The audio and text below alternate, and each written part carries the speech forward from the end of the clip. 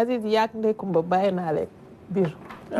enfance daal nga linké noonu ba bàyyi Khady Ndiaye Bijou mooy journaliste la nekk fondatrice bu association yaayu xale yi lan mooy yaayu xale yi ak lan moo tax nga taxawal ko. yaayu xale yi mooy ki njaboote ñëpp en fait parce que de si longtemps que je m'en souviens position yaay laa mos a taxawee yàgg waane même bu ma la magee 2 ans damay yaakaar ni man mun naa la jox en fait donc je te traite comme sama benn doom loolu daf ma topp ba bi ñuy dem ci pouponnière yi di collecter et bi ñuy seet tur association bi Pape Cheikh ne ma jarul sori yaayu xale yi parce que même ñun ñoo la mag mais position yaay nga am pour ñun donc du coup le nom s'est trouvé tout seul. tey jii taxawaay bi lan la ak lan ngay bëgg a def ci xaleel moo tax nga taxaw seetlu boo xam ne da nga ne xale yi kat naa leen jàppale. génne leen ci situation bi ñu nekk. d'accord au début c'était par pur hasard bi ñu fa doon dem parce que dafa amoon benn besoin bu mami Maysa bi nekk TFM waxoon pour pouponnière Mbour nañu ko dañu soxla lekk donc bi ñu collecté 300 000 ak samay xarit ñu dem. bi ñu demee y a eu un amour qui s'est créé entre man ak xale yi je suis tombée amoureuse d'eux en fait donc ma ne fii daal il faut que ma fiy ñëwaat parce que da ngay dem ñu lay raconter histoire u xale yi dañ lay raconter ñoom naka la ñuy dundee le fait que ñi si am subvention bariwul et que ñi am même subvention bi taxu koo demee noonu donc je me suis dit lii dinaa ko def benn tradition chaque année ma collecte ay dons dem foofu pour yóbbu ko et plus ngay collecté plus ngay gis yeneen buntu di tijjeeku parce que dañ lay defal yeneen proposition yoo xam ne xalaatoo ko woon donc vraiment su dee mun naa rêver ce serait que xale yi pouponnières yëpp ñu prendre leen en charge pendant toute l'année ci li nga xam ne mooy base bi muy lekk naan jàng ak faju ak seen bien-être pendant toute l'année te même bu fekkee bénévoles yi dem nañ wala demuñu ndax il faut savoir que pouponnières yu bëri yu nekk Sénégal ay bonne volonté rek ñoom ñoo fay dem pour di leen dimbali sinon parfois day dëgër de dañ lay woo sax di la ko expliquer. ñaata at déjà ngay yëngu ci lu mel nii et en termes de satisfaction loo xam ne tey boo toogee gis ne di def nga impact ci vie wu xale yi au-delà de apport bi ngay indi sur le moment te mais impact bi nga xam ni am nga ko ci effort yi nga xam ni yaa ngi koy def. alors ñu ngi koy def depuis 2015 li ma si gën neex mooy le fait que ñu vulgariser ce qui se passe là-bas parce que boo fay dem da nga siy wax et da ngay gis nit koo xam ne da lay bind message ne la foofu laa dem ndax yow da ngay gis nit bu la bind message ne la dem naa adopté parce que gis naa que yaa ngi fay dem et tout et que xale yi dañu soxla ku leen dimbali et beneen impact bi mooy xale yi boo fa demee bët yu ñu lay xool ak accueil bu ñu lay accueillir ak le fait que da ngay gis benn xale boo egsee boo ko téyee du nangu nga wàcce ko ba ngay dem ça tu te dis au moins pendant cette journée-là je lui ai apporté de l'amour parce que nekkatul ak yaayam nekkatul ak papaam ay bénévoles ñoo fa nekk c'est vrai qu'ils ont beaucoup d'amour à donner aux enfants mais parfois dañuy déborder ndax dañuy tuuti ci biir centre yi sauf SOS Village des enfants c'est un système quand je suis allée là-bas j'ai été satisfaite très ravie parce que en famille la ñu organisé wu famille bu nekk am na benn maman boo xam ne mooy occupé wu ci 6 enfants et ñoom boo fa demee duñu la calculer parce qu'ils sont assez d'affection mais le journée bi ngay passé ak xale bi xam ni que apporter nga ko affection apporter nga ko loo xam ne daf koy manqué lu mu waroon am en famille man je pense que satisfaction boobu mooy li may gën a neex. beneen bi mooy les enfants malades parce que boo waxee pouponnière aussi dafa am beneen aspect. du ñëw rek ñu soxla ñu leen adopté. am na beneen tamit mooy certainement di nga ñëw ñu exposer la loo xamante ne benn situation xale wala ay xale yoo xam ne ñu ngi ci jafe-jafe là également est-ce que yow yaayu xale yi day contribuer à apporter en plus côté boobu. alors enfant malade yi moom même en dehors de pouponnière yi dañ ñu koy yónnee donc tout le temps dama naan bu leen ma yónnee photo bi. envoyez-moi juste le texte parce que je suis quelqu'un d'hypersensible. benn photo wala benn vidéo mun na ma yàqal journée bi yëpp. donc du coup les enfants malades on nous les envoie.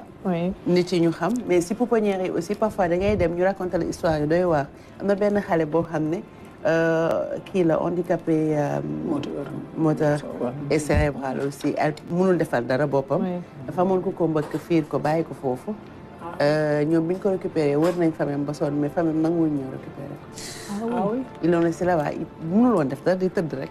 ñoom ñoo ko doon toppatoo. donc parfois di nga dem am yeneen xale yoo xam ne yeneen feebar la ñuy am. yoo xam ne parfois feebar yu ñu mënul faj la mais ñoom dañ la koy wax su ko defee sooy collecté soit da ngay insister ci côté médicament bi wala da ngay yóbbu des espèces bu nga xamante ne ñoom bu ñu dem à l'hôpital dinañ leen mën a faj parce que comme je le disais tout à l'heure am na si ñu bëri amaguñ agrément bi pour am yenn gratuité yi. D'accord. Découba. léegi man sama question mooy sélection pour pouponnière bi ngeen di dem à chaque fois lan mooy critères yi. critère de sélection bi première bi comme nu ma la ko wax besoin la ñu waxoon. deuxième bi sama benn maman daf ma ne Kaolack am na pouponnière ma ne ko bon mu ne ma soxla nañ la. donc j'ai commencé à y aller. chaque fois ñoom ñooy def demande bi. ma dem foofu mais am na si yoo xamante ne damay dem par exemple ànd ak yeneen nit parce que depuis qu'on a commencé ñu bëri bu ñuy dem si pouponnière fii nii Sénégal dañ may woo pour ma ànd ak ñoom. ay association yoo xam ne nekkuñu au Sénégal ay nit yoo xam ne am nañ seen entreprise bëgg a def seen RSE dañ may woo ma ànd ak ñoom parfois ma ànd ak ñoom fenn ne leen léegi yéen adopté naa leen bokk ngeen sama doom yi comme c'est le cas des SOS Village des enfants mais chaque année dañuy efforcé wu di yokk par benn pouponnière normalement année bi 10 la ñu waroon nekk mais am na si ñaar yoo xam ne existé tout. D'accord et financièrement aussi xaw na 10 quand même. na ngeen di organiser wu diisul parce que sénégalais yi ñoom ñooy participer. Quand je fais les vidéos pour collecte de dons bi damay jot donc 15 francs par fois. Ça me touche mais ñu koy joxe mënuñu ko sax comprendre 100 francs 200 1000 francs 10 000 d'autres 100 000 keneen ko am 1 million ñëw dugal ko si. donc du coup chaque année damay départ j'ai 0 francs. mais année bi on veut 15 millions comme c'était le cas l'année dernière et les gens font tout pour ñu dajale ko et là on a dit l'objectif c'est 20 millions les gens dons yi day wadd rek tout le temps da ngay gis numéro bi bu ñu ko joxee ku nekk day dugal li mu am. Et aussi, grâce à la soirée de gala qu'on organise, la collecte est beaucoup plus rapide, beaucoup plus simple, je dirais. Et soirée de fait générer des bénéfices au fait dans les tu collectes. Donc je peux pas dire que maintenant, dina wax nak bon événement bu jotté damay afone mais jar nak. Et là je mu ngi lay teewlu je pense que peut-être que c'est une question qui le touche. Parce que bu ñuy wax ci xale yi appui et tout des initiatives de part et d'autre day am mais constance bi nga xamante remarqué nañ ko depuis un certain nombre d'années boobaak léegi mu ngi ci te teewul mu ngi jàpp structure nga yor te ku wax RSE wax tamit possibilité mën a contribuer ci ay causes yoo xamante ne dina jëriñ toute une communauté. Tout à fait absolument parce que déjà mu ngi koy wax yàlla nga ci fekk si parce que day déparé zéro quelque part donc yàlla di ko ci dimbali pour que ñeneen ñi aussi di ci dugal seen loxo donc structure privée yi naturellement ci seen volet RSE li ci jiitu mooy impact social bi ñuy am dans l'environnement immédiat bi ñu nekk naka la ñuy contribuer ñoom seen wàllu bopp ci voilà les questions d'impact on va dire sociétal mais également d'impact d'un point de vue général social donc day am solo trop ñu ciy dugal aussi seen wàll ci seen kàttan ci lu ñu mën pour mën a gunge yu mel noonu donc di ko ci ñaanal mu gën a jëm kanam donc déjà yàgg na ci 2015 ça fait quand même 10 ans voilà mais yàlla na gën a yokk et puis avec plaisir inchallah pour soutenir également cette initiative là.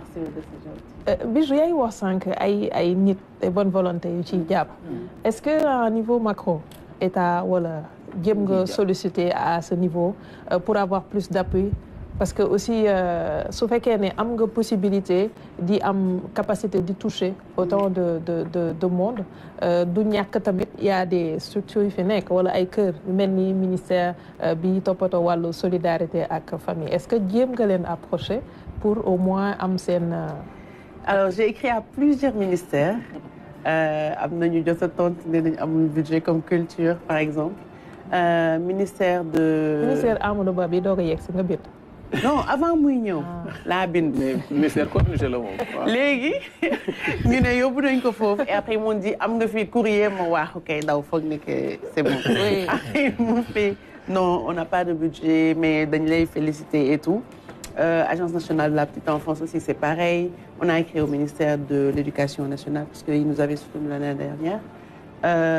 Ministère de la famille comme on a l'habitude de l'appeler bind naa leen. J'ai essayé sax rencontrer ministre bi mais agenda am dafa fees de trop.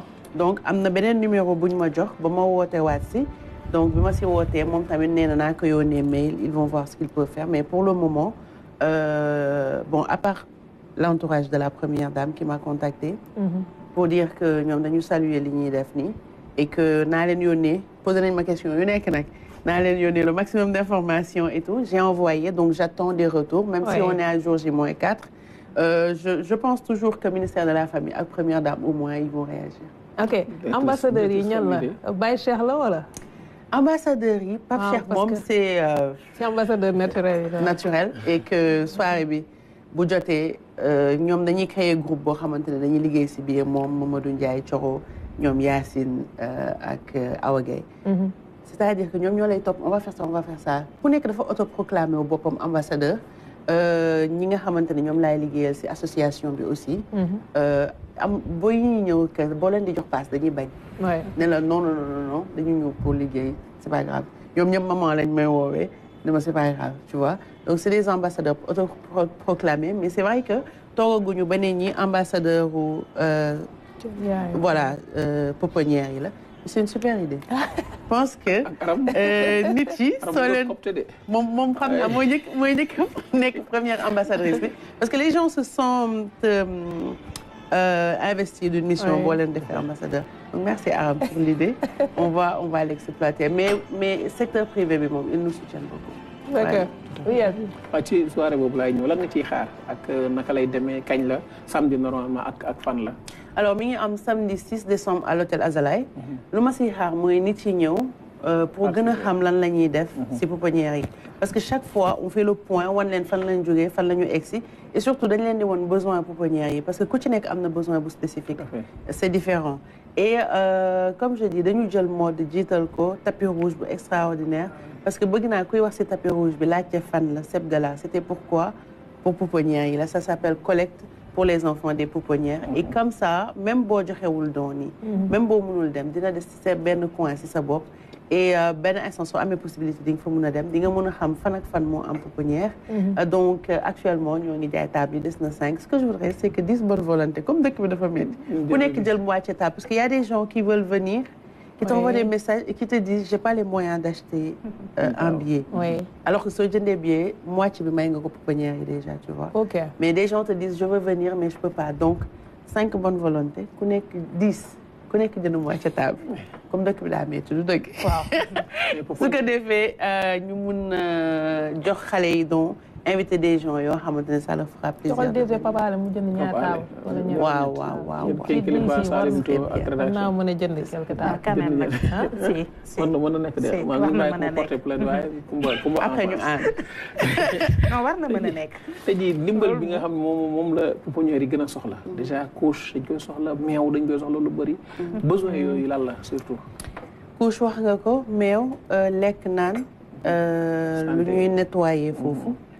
santé bi parce que du ñëpp ñoo am gratuité dafa war a set xale fu muy nekk foog mu set parce que day raam lu nekk lay jël dugal ci gémmiñam donc il faut loolu et aussi am na par exemple Touba ñoom dispensaire la ñu bëgg a construire ci biir pouponnière bi parce que frais yi dafa cher trop pour génne xale yi à chaque fois dem faji leen et fi ñu nekk dafa sori par rapport ak ville bi donc xale mën na feebar guddi nga war ko gàddu yóbbu c'est compliqué donc ñoom loolu lañ bëgg pouponnière comment ça s'appelle Kaolack par exemple ñoom location moo leen sonal donc ce qu'ils voudraient am nañu terrain mais il faut ñu tabax ko c'est-à-dire ku nekk am nga besoin de spécifique am na ñoo xam ne tey dañ leen ne meuble lañ soxla nañ machine à laver am na ñoo xamante ne il faut nga jox leen plus pour ñu mun a am plus de bénévoles wala plus de personnes yoo xam ne dañ leen di employer pour mun a toppatoo xale yi donc besoin yi cas par cas la en fonction des pouponnières mais en tout cas besoin basique yi moo si jiitu